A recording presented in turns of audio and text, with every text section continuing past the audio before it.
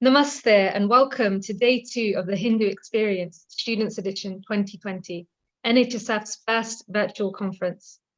NHSF was founded in 1991 with a vision to protect, preserve, practice and promote Hindu dharma, bringing together students from across the country. And today that vision is kept alive by NHSF societies across the UK. This conference, the Hindu Experience Students Edition, is a celebration of Hindu identity and how dharmic values can be integrated with everyday life to build a better world. My name is Kajal and I will be your chair for this morning as we endeavour to better understand mental health and explore how utilising our dharmic values we can begin to build mental strength. To guide our discussion this morning, it is an honour to present to you our guest speaker, Dr. Devika Khanna. Dr. Devika Namaste. Dr. Devika Khanna is a consultant psychiatrist with a specialist in cognitive behavioural therapy, and she's passionate about teaching her expertise, particularly CBT, to others, which she does by tutoring, as well as seeing and supporting a variety of patients in her private practice. Namaste, Devika ji. Namaste. So before we kick off into the discussion, I would just like to remind our audience at home that we will be taking questions from YouTube and posing them to be answered by Devika ji towards the back end of this discussion. So please do leave your thoughts and comments and questions in the comments, as we'd love to hear them. So we'll kick off. Our session today is titled From Mental Health to Mental Strength. And it's a term I've heard defined so many times, the term mental health, but it's always different every time I hear it. So I was hoping to start off this discussion, Devika ji, you could just define for us what mental health actually is. Maybe from a psychologist perspective, or just defining the term before we kick off. Yeah, sure. So when we talk about mental, I mean, in our society that has quite a negative connotation. It's used as an insult. There's a lot of stigma. But really what we're saying is we're talking about one part of the body. So we're talking about the mind, or spiritually you might say it's not part of the body, or it is, but it's some part of us.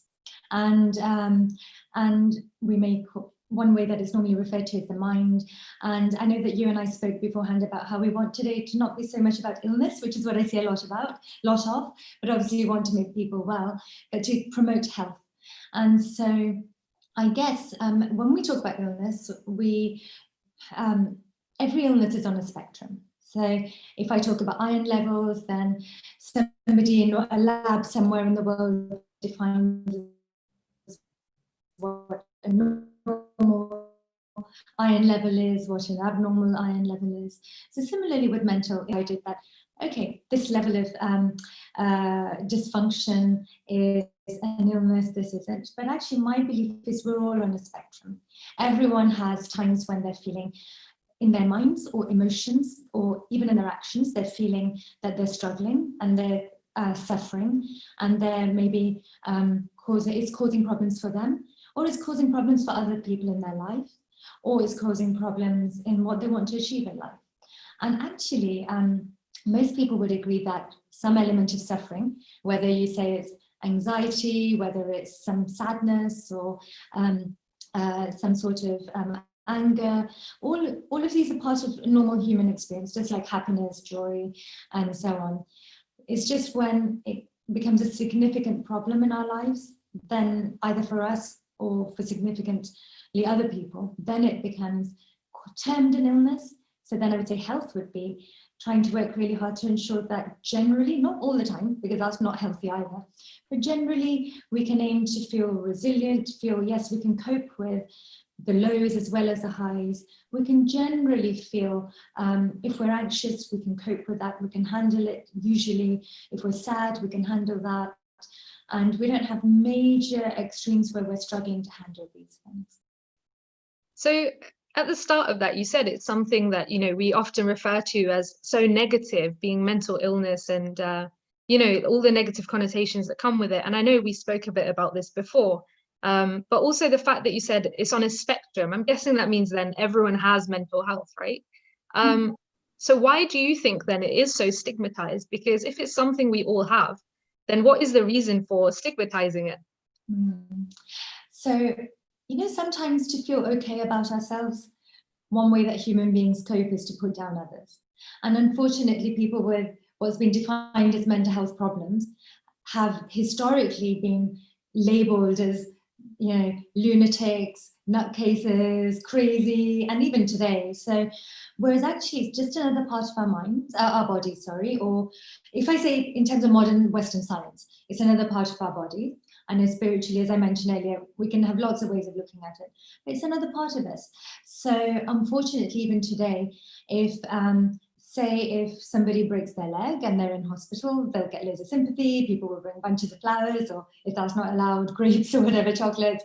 But if somebody's in hospital for a mental illness, then it's like, oh, I don't want to know them. Often get disowned by families. You know, it's almost not, it's not talked about generally, whereas there's no difference. If I look physiologically in terms of chemicals and things, the body doesn't know the difference between here and below, you know, the neck and or the brain. And I think it's a lot of it's because we can't see it. So in my job, for example, we don't so much rely on things like MRI scans, blood tests, and so on. I, as a human being, am the investigation often.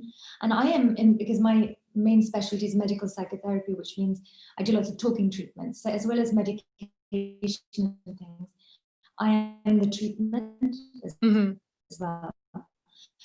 So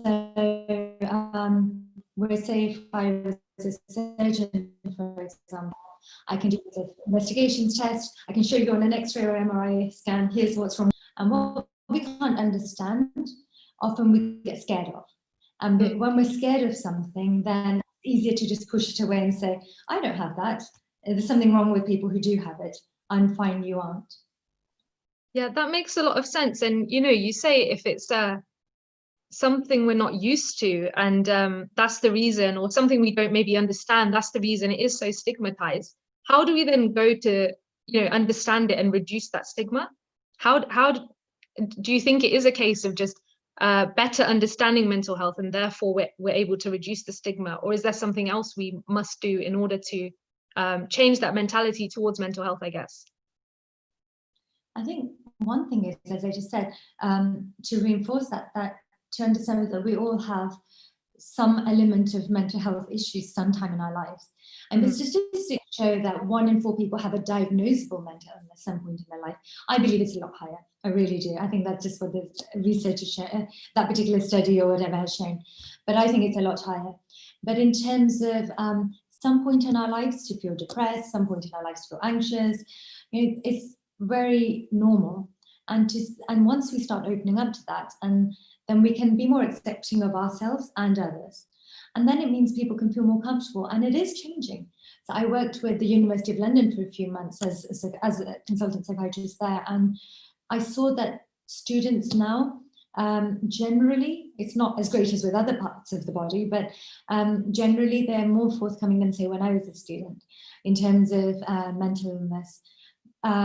And in terms of, and I think also educating people, knowing about it. So my wish is that the general public knew lots, which is why I'm really excited that you've invited me today, because obviously I work with very ill people. So for general public to be aware creates a whole difference. But again, so I worked with the government for a little while, and the feedback I got was that this country, the government doesn't have money to use at that level. It's more when people get very, very ill that we have money, because the NHS is struggling, the government is struggling financially. So in terms of, it's not a priority. But I feel that that's because we're looking at short-term thinking. If we look at longer term, that's going to save money overall. The thing that really, I think the things that really help me not stigmatize people, because unfortunately, even within mental health, there is stigma for people with mental health problems. So even within mental health services, unfortunately, which is obviously completely wrong. But things that, so in my training, I've heard lots of labels for people with mental illness. So I work particularly with people with personality disorders. So that term used to be used as an insult, often in my training, or they've got PD. So I think some things that have particularly helped me overcome any stigma. One thing is, because I'm quite biologically minded as well, so and I need facts and evidence. So just seeing that brain imaging, MRI scans show changes with people who've had, say, trauma. And then when you treat them, not just with medication, but with meditation, talking treatments, structured ones, and so on, their brain scans change back to what's normal. And that was a real kind of eye-opener for me, that, okay, this is real. Yeah, this isn't somebody just having a bad day and they should snap out of it. This is real. And another thing is that just thinking of trying to evoke compassion in you for that person. So trying to think, why are they the way they are? So it's very easy to judge people when you can't put themselves in their shoes. So if I see someone, say a patient who's shouting abuse at us as staff, that's not obviously acceptable, and we have measures to put in place. But rather than judging them for that and saying, oh, it's a nasty person, we think, okay, why are they the way they are? Let's look at their history. Were they seriously abused in childhood? And some of the histories that we hear, and I'm not sure that this is an appropriate place to share that because I don't want to upset people, but a lot of the histories we hear, I would say for 99% of my patients, in personality disorders especially, are so traumatic that most of us with relatively privileged lives couldn't even imagine those. And then when you hear those, then you start thinking not of that person as just what you're seeing superficially, but what's going on behind this person they are. And if I'd had the childhood that they've had, or if any of us had, maybe we'd be the same. And maybe actually they're coping amazingly well. Okay, so if we're going off of that, then it's, you're saying that mental health, like being able to see the evidence-based side of things, so actually the MRI scans, the scientific basis, makes it very real, which then helps to understand the stigma. So how would you then, propose that, as you said, the common public understanding needs to change? Obviously, yourself within that work, you're going to see the scientific evidence and be able to therefore understand it in that way. How do we then action that in, I guess, as young people, as students, as members of general society? How do we begin to understand mental health in that better way, therefore reducing stigma? Because I imagine some of this research is probably not that easily accessible. So, and also if you do Google searches, you don't know the quality of the information that you're looking at. So one thing is that I would suggest you can look at patient information leaflets. So for example, the Royal College of Psychiatrists have on their website, they have lots of patient information leaflets, which are really, really good quality, aimed at lay people. And and I recommend them to most patients because, as I said, on Google, you don't know the quality. So I know that they're generally very good quality. And they're easy to read. And it doesn't mean you've got a mental illness and therefore you should read the leaflet. It's about informing yourself. There's lots of kind of general well-being leaflets. And then I think beyond, so that's to kind of arm yourself with the knowledge. But then it's about trying to change the culture and saying, you know what, if I'm having a bad day, it's okay to say I'm having a bad day. If I'm feeling anxious, it's okay to say I'm feeling anxious, so that other people feel able to come and tell me if they're feeling that way. And then start creating a culture where it's okay to be that way. It's okay to share this, because it's not that people who don't talk about it don't experience it. They do, they just don't talk about it. And that's the difference. And there's more and more evidence that the more vulnerable you make yourself, the more strong you become, not weak. It's exactly the opposite. If you're weak, you need to put your guard up and hide what's going on for you. If you make yourself vulnerable and let your guard down, you become stronger. And yes, there will be, because we still live in the culture, society where this isn't accepted, there will be people who judge you and will kind of, mock you. But it's about them still not putting your guard up, still carrying on. And that is ultimate. I think that's quite heroic if you can do that. Yeah, no, 100%. I think, something that's quite glaring from you speaking there is that this idea that it starts with ourselves, and, only when we begin to talk about these things can we change the attitude towards things like mental health, mental ill health, and, the struggles that we face, I guess, in our lives. And I think that naturally leads me to, think about a lot of the things we've been hearing, especially right now during lockdown, regarding mental health and self-help and, on this mission of improving ourselves. I've heard things like, get out into nature, or, spend more time with friends and stuff. And obviously right now in lockdown, that's a lot more difficult. But something I wanted to ask you was, actually, do these things also have scientific evidence, or are they just, another sort of fad maybe that are put out to us as a way to dismiss mental ill health, I guess. Right. So they actually have a lot of values. So myself and my colleagues were very concerned when at the start of lockdown, obviously, we were told, the government said to stay indoors and stay isolated, because obviously there's an attempt to try and avoid or minimize cases of the coronavirus. But it was very evident, we'd already predicted mental health problems are going to increase, and they have significantly. So my work is extremely busy now, much busier than it's ever been before.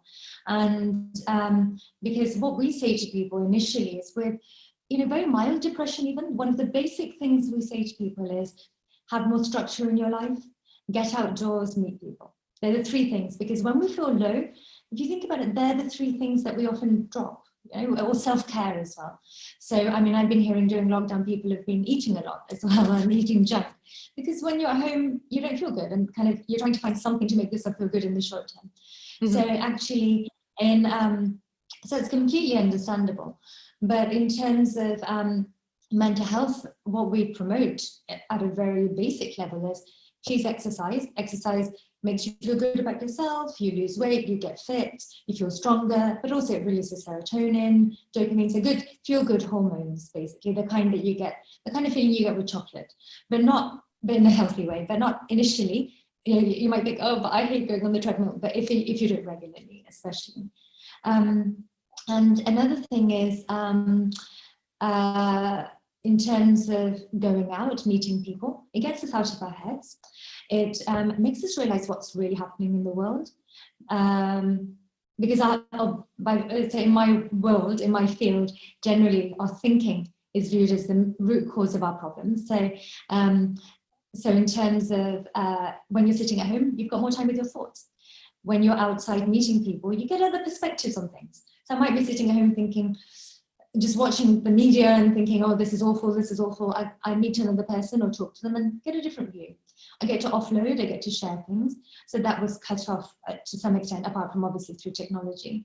But that's not a substitute for face-to-face. There's evidence that we have mirror neurons in our brains, which help us feel emotions when other people are, and so on. So this is all about, essentially, from primitive times, we are relational beings, we are social animals, essentially. And then in terms of losing structure as well, because a lot of people, including myself, have been working from home. And so often and if you're not used to working from home, you can lose structure completely. Even if you're used to working from home, you may have a structure where you go out to maybe exercise or meet people or so on, or shopping, and that's all lost as well. So I know that for myself and my colleagues, we've really struggled with working from home and losing that structure, which again makes us feel good in terms of sense of achievement, makes us have less time to do things that are not so good for us. So yeah, all these things are very important in terms of maintaining and maximizing mental health. Yeah, so I think you reeled off quite a few there, actually, that could be really practical solutions, that I guess solutions as a loose term that we could use to actually better our mental health and build this mental strength that we're discussing today. But I just want to circle back to a point I think you briefly mentioned earlier, and it was this idea of meditation and mindfulness. And I know when we were speaking before, we were speaking about the Thai cave rescue, where those boys escaped from the cave virtually mentally untouched because of meditation. So I was wondering if you could shed a bit of light here in terms of, why does that work? Why does meditation and mindfulness, is such a common practice now that so many people do, but why is it so beneficial for our mental health? Of course. Just to mention, there are lots of people out there saying they're being mindful or they're teaching mindfulness, but it's so common now that just be a bit careful, not everyone is. So, so in terms of mindfulness, it comes from Buddhism, and the one that's kind of promoted these days. So if I just trace it back a bit, so in terms of from dharmic shastra and so on, there's a lot of meditative practices and so on, but then he described in the Yoga Sutras, one of his meditation of a certain type. And then in terms of Buddha then went on to particularly develop mindfulness meditation, which is essentially observing what's going on. So being aware in the present moment of what's going on. So not necessarily identifying with your feelings or thoughts, but being aware of them as objects. But also, for example, just being, rather than in my thoughts or kind of focused on, okay, what am I going to eat for lunch today? Instead of, okay, I'm here, I'm talking to Kajal, I'm breathing, you know, I'm sitting on the chair, I can feel the chair, so on. So, and so tuning into our senses.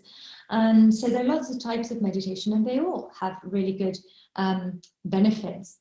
But essentially, they're the roots. The reason why the term mindfulness is used more in Buddhism is because somebody called John Kabat-Zinn is an American person who's a neuroscientist. He got into Buddhism, and then he developed mindfulness. He tried it out on people with chronic pain, and it really helped them. So people who couldn't be treated medically for the pain were being treated with mindfulness meditation. And then he did lots of research papers. So in Western society, what gets well known really is people that have done Western kind of recognized research. That becomes famous. It doesn't mean it's any better or worse. It's just, that's why it's famous. And that's why it's very popular these days here. Now, with the Thai cave rescue, the boys, so I attended a talk by the psychiatrist who followed up these boys. And everyone was sure they're going to have some sort of post-traumatic stress disorder, some sort of mental illness from being trapped in a cave for 10 days. So, you know, most of us would. But these boys had no mental illness, either when they were escaped or afterwards. And so it was really, people were curious, how come? And what they found was these boys, the school kids, it was a football team, with their football coach, who was a monk in his 20s. And these children, they were born and brought up in the mountains, doing mindfulness meditation, and they were brought up with compassion, not competition. So they were not only compared to, say, people from London or wherever, but they were compared with people from Bangkok. So, you know, just trying to compare not country by country, but just city by city, by culture within the same country. And what they found was in Bangkok, children would be brought up to compete with each other and so on. But in the mountains, what happened was, because they were brought up with meditation and being in the moment and compassion, when they actually examined what the children said to each other in the caves, they only said positive things to each other, like, we'll be fine, we'll escape. Whereas I think most kids would say, we're going to die, and then what's going to happen, and they worry. They only said positive things. But not only that, when they were decided, so they dug a tunnel to escape, and only one person could escape at a time. So they asked, how did you choose who's going to escape first? So again, in our society, it would be competition or fighting. For them, it was, and these are little boys saying, I thought this boy is the most frail, or this boy is the most homesick, let them go first. So lots of compassion, no competition. And also they meditated regularly. They survived off water from the walls of the cave. And what that teaches me, and I think people in our society can find it really hard to believe that they didn't have any mental illness, and nor did their families either, because it's a whole cultural thing. And what that teaches me is that what we define as success is not necessarily so successful. Success and health don't necessarily go together. So these kids are totally healthy, but they may not become, in our society, prime ministers or presidents or anything, or really successful in professions, in city kind of professions, but they're healthy. And most people who are in cities would not be healthy this way. And scientifically, mindfulness meditation is the only one, again, in Western society that we have research evidence for. And I wish we would do it for our kind of ancient meditative practices as well, that there's evidence that there's a part of our brain called the amygdala, which is our kind of fear center. So again, going back to our ancestors, where if we're in the plains, in the jungle or something, and a lion's after us, then we don't have time to think about whether to escape or not. It's kind of fight or flight. We need an alarm bell. We need a quick response center before we even think about it, which either decides to fight or run away, probably with a lion run away. That gets activated. And that's really good for those kind of situations. And then you calm down and relax, and then you just kind of go around your everyday business. Now, today, the amygdalas of most people are hypersensitized in the Western society due to social media. For example, somebody doesn't click like on your post on Facebook, amygdala gets triggered. It's viewed like your brain views it like a lion coming to attack you, or oh, I've got so many things to do, because obviously we're super busy, loads of technology, travel, so on. Because we can achieve so much, we think we should. So again, amygdala fires up judgment, approval from others, definitions of how we should be, and maybe we don't match up to them. These kind of things become lions. And so our amygdalas are hypersensitized. And then what we want to do in an ideal world is to reduce the functioning of the amygdala. And what happens is when the amygdala is firing, there's another part of our brain called the prefrontal cortex, which is a more kind of evolved part of our brain, which allows us to be calm, rational, see, okay, if somebody doesn't like my post, it's not the end of the world. My self-worth is maybe beyond that. So when the amygdala fires, the prefrontal cortex shuts down. We have no access to it, or very, very little. Now, mindfulness meditation, they've shown through research on brain imaging, shows that the amygdala, that mindfulness practice, if you do, I think it's 30 minutes a day, they tested for 8 weeks, because the classic course is 8 weeks. They showed that the amygdala reduces in size. So it shows that the amygdala reduces in size and it becomes less sensitive, less functional, and the prefrontal cortex starts becoming more active. So that to me is really exciting, that you don't need medication to do this. And also, a lot of us had heard, like in my training, we were told after the age of 18, you can't change your brain. Mm-hmm. But these days it's shown, this proved neuroplasticity, which means you can be any age, you can be in your 90s, it doesn't matter. You can change your brain yourself, just with your own mind at any age. So you literally change the programming in your brain. So that's where meditation can be highly powerful. That's such a powerful idea. You were speaking about these Thai boys that have grown up in a society where it's compassion over competition. And maybe we don't necessarily live in that sort of society being in the UK, but, to think that just by doing meditation or mindfulness and actually taking on these practices, we can begin to change our brain and, I guess also impact society, because as you mentioned before, it starts with ourselves. If we're able to change ourselves and, go on this journey to actually speak about mental health and develop our mental strength, then maybe we can change society as well. So another question I wanted to ask you, and it was something you briefly touched upon just at the start, was our ancient dharmic traditions have so many of these pockets of gold, I guess, where, there are things that we can use today to help our mental health. And despite then maybe not being necessarily scientific research that supports some of these practices, which I guess should be a hint to our students out there listening, get into this field. How do we, is there anything else from our sort of dharmic traditions that you think we could actually use to apply principles today to help us to build that mental strength and better our mental health? Yeah, absolutely. So I know that, so I'm trained in mindfulness meditation, secular modern mindfulness meditation, because there are a lot of quotes that it's from Buddhism.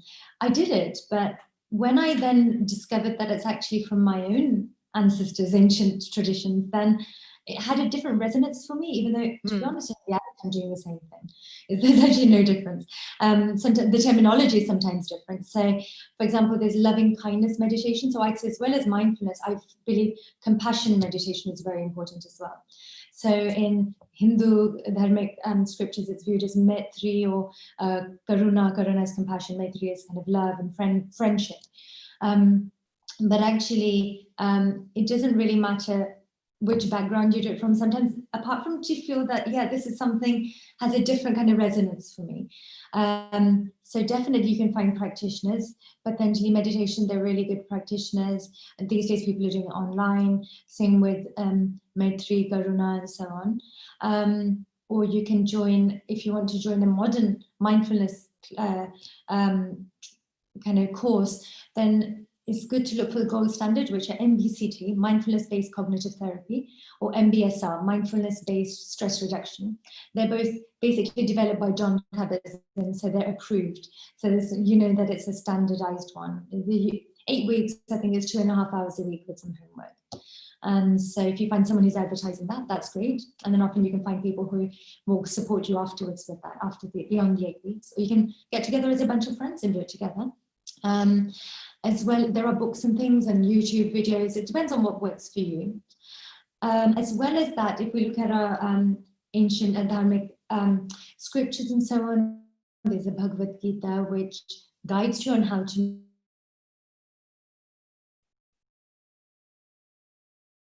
I think going back to your first question, Devika ji, I think you cut out there slightly. Could you just repeat what you said after you mentioned the Bhagavad Gita? Yes. So there's a lot of direction and instruction on how to do meditation. Can you hear me at the moment? Yes. Okay. And also one thing that I find really helpful is you mentioned at the beginning, I think your first question was about mental health and how sometimes, and stigma, and how we can feel that we're alone sometimes. There's a whole about when Jun's talking to Vishen and he's saying how he feels. And I don't have the short number in front of me. It's quite early on, I think maybe chapter 2 or 3, but basically Arjun's talking about how he's feeling at the thought of having to go into battle, going into war. And he's talking about anxiety. Essentially, he says things like, my hands are shaking, my mouth is dry, I'm going to drop my bow, and these kind of things. And that is essentially what anyone feels with anxiety. You get mouth dryness, your hands shake. So just that thought that, okay, so many thousands of years ago, another human being had exactly the same symptoms I'm having today. And he's a hero, and he's having these symptoms. And then he gets depressed. He just says, I'm not going to fight, and gives up. So, and then he needs someone to actually talk sense into him and show him another perspective and show him a different point of view. And we call him a hero. We call Arjun a hero.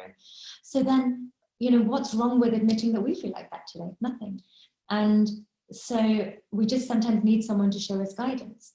And if you, going back to Bhagavad Gita, where Krishnaji says that he's inside all of us, essentially in our hearts, then if we go by that, then we have, if another person guides us to see another perspective and encourages us and helps us to do what we need to do, go into action and see what's rational and helpful, then that doesn't mean that, then that doesn't mean we're humiliated or something. That means they've got God inside themselves, or they're another spiritual being, a good spiritual being who's there to help us.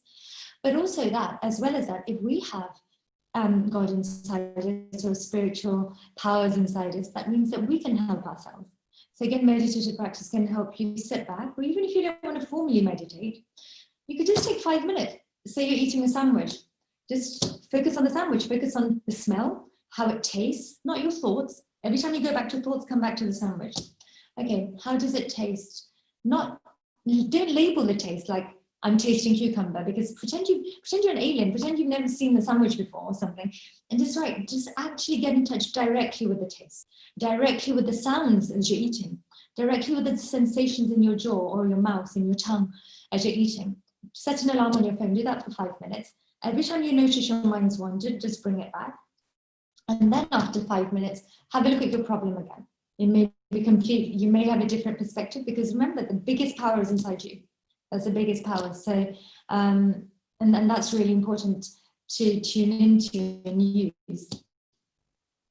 Wow, what a powerful statement to end our open discussion on. The power is inside you. I love that idea. And especially, you mentioned Arjun, being this hero. And at the start, you said actually it's probably more heroic for us to speak about our mental health than it is such a negative thing. So maybe we should all take that away with us and channel that through our daily lives. So thank you for that, Devika ji. What we will do now is we will open out to the questions coming in on YouTube and just pose them to yourself and see what our audience out there is asking, what they're thinking about the things we've mentioned. So the first question that's come in is from Sujal Shah, and Sujal said, you spoke about self-help remedies, but is it even important that self-help remedies can be validated scientifically, or is it more important that the individual benefits from those self-help remedies and becomes more mentally resilient as a result? Yeah, Absolutely, I completely agree. What works for you is the most important thing. So whether I'm looking at medication, talking therapies, or self-help remedies, or whatever, I always look at what's best for the individual. And no two people are the same, so you have to look at what's good for you. So if you find something works for you and it's helpful, and it's not, you can't find any research evidence, that's fine. Just go ahead and do it as long as it's helpful for you. The reason why I mentioned research evidence is I think things would be more widely available, widely known, funded, and so on if it was research based. That's the reason why I mentioned that. And when you're looking at what's helpful for you, I think it's just important to look at, for me, I find kind of rule of thumb that can help you to figure out what's helpful and what's not is it helping you to run away from things and mask things? Or is it actually helping you to face things and get stronger?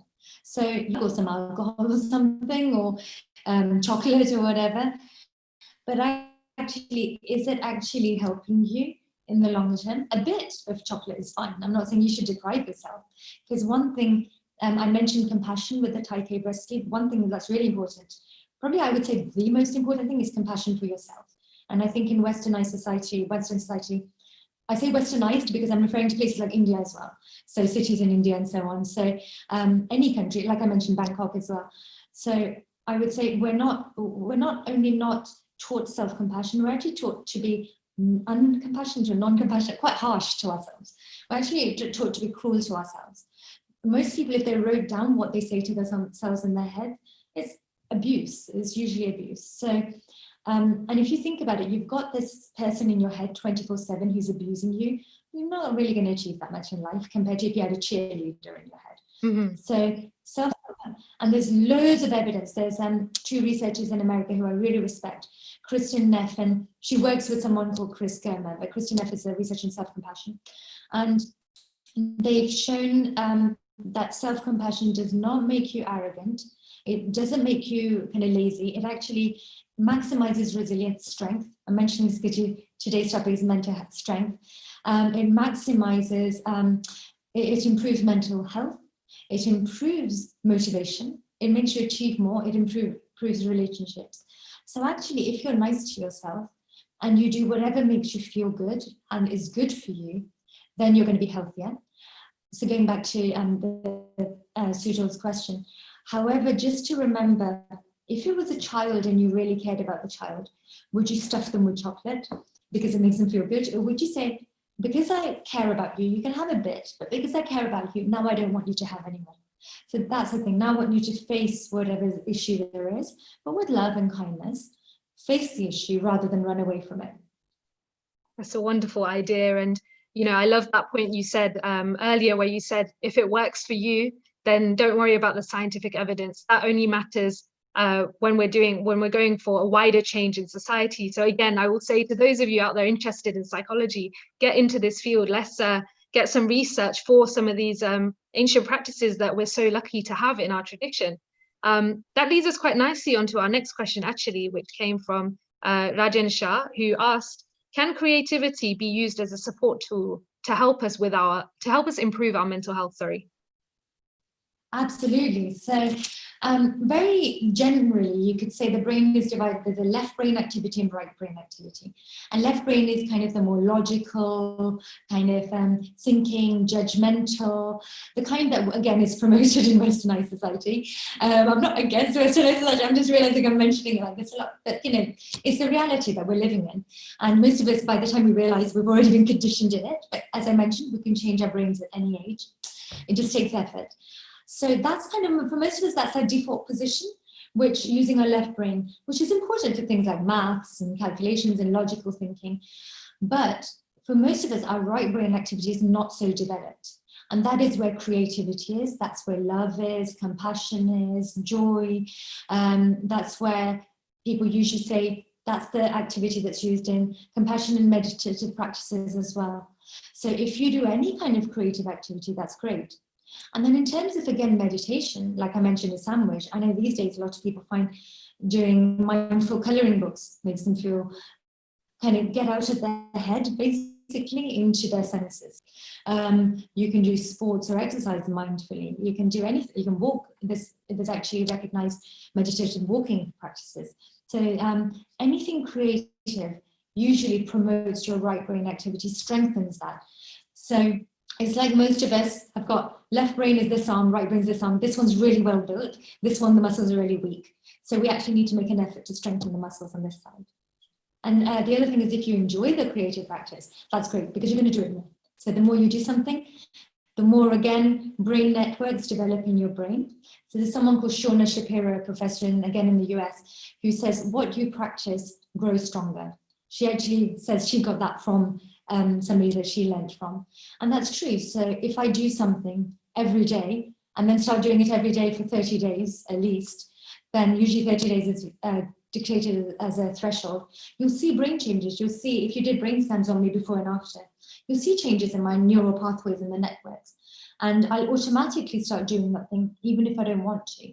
So if it's helpful, that's good. If it's not so helpful, it's not so good. But if it's something that you enjoy, you're going to do it more often. So then it's more likely to become a habit for you. Sure. Thank you for that. I'm sure that answer will be really appreciated by our audience. So we have two more questions we're going to cover. So one is a bit more of a practical one. So this one is from Rahil Shah, who said, you mentioned the Bhagavad Gita explores meditation, but in your experience, is there a wrong or right way of meditating effectively? In my opinion, no. Now, I have to say, I'm not speaking on behalf of learned people who are, for example, various acharyas, who are and who know about the Shastras. So I'm not saying from that point of view. My personal opinion is it makes no difference because, yeah, there are lots of tools which will help you be achieve, there's a reason why those practices are dictated to us, because people have found that they'll help you get into a meditative state better or more easily or more powerfully. And with Patanjali has lots of direction. I mentioned to you, Kajal, before, there are gurukuls where people are trained in where children go as, it's basically their schools where they're trained in lots of practices for life, which are really helpful for students. So, for example, waking up early, eating at certain times, prioritization in different ways. And so, and how at different stages in life you should prioritize different aspects of things in life, essentially. These are things that I would give full respect to, that there's a reason why we're taught these things. However, if you then find that, say, Bhagavad Gita says or somebody says, you must sit in this position with your legs in this position and with your back in this position, and then meditate for so many minutes. And actually, that means that you're not doing it at all, because you're sitting there in so much pain that you just don't bother and you get up and do something else instead. Then surely doing it in any position for 5 minutes a day is better than 0. So in my opinion, the point is doing it. And again, brain imaging shows the same. That as long as you're doing it, and in brain imaging, they've shown, it's for mindfulness, they've shown 12 minutes a day is the real threshold for any change at all. 30 minutes is a significant change, but 12 minutes, they start showing a difference. So again, take these as, guidance. Strive for them aim for them if you can. Again, striving probably isn't so compassionate to yourself, but aim for them if you can. But if you can't, it's fine. And remember, Krishnji says, you have to go with the times. You have to, traditions are there at a particular time for a particular reason. Do what works for you. Thank you. So it comes, back to this idea we've been discussing, that do what works for you. If it works for you, then go for it, as long as you're not harming anyone or yourself in the process. And that leads us nicely onto our last question from our audience. Just because we're short on time today, I'm sure we could, carry on with this discussion a lot longer. But our last question comes from Saga Gilani, who asked, is there a risk that the more we know about mental health, we are more likely to begin to think that we are mentally unwell, which in turn then makes us mentally unwell? Right, okay. So one thing is, again, if you do meditative practice, then you'll be able to observe these things rather than feeling that you are them. So rather than thinking, I am mentally ill, you think, I've got anger right now, I've got anxiety right now. But also, you're absolutely right that the more we read about these things or hear, we might start thinking we've got them. So, but that's okay. That happens to everyone. So we actually have a term called medical student syndrome. So during medical school, we have to study lots of specialties. And each specialty you do, lots of us, we feel like we've got that. I remember dermatology, which is skin. I was itching for the 2 weeks that I was doing that attachment, that placement. So that's normal. So what I say to, for example, medical students who come to me, I'll say, read whatever you're studying, remember, so going back to the first point we talked about, we're all on a spectrum. So if you, for example, go on to the website, Royal College of Psychiatrists, and read leaflets that I mentioned, and you start thinking, I've got this, I've got this, I've got this, that's okay. We all are humans. We're all going to have something. That's absolutely normal. That doesn't mean you have an illness. Now, so it's about having a balance. So rather than running away and thinking, because I might think I have something, I'm not going to be informed. It's not saying, okay, I'm reading this or I'm knowing about this because I want knowledge so I can be informed. So if I have it, I can seek help, or I can help myself. Or if somebody I care about has it, then I can help them or help them seek help. Not because I believe I've got an illness. So it's about saying to yourself, it's normal. We all have some problems. It's only, and again, I would say, it's only an illness when it causes significant disruption for you or other people. But again, as you were saying, Kajal, it's about, let's try and promote health rather than think of it as ill health.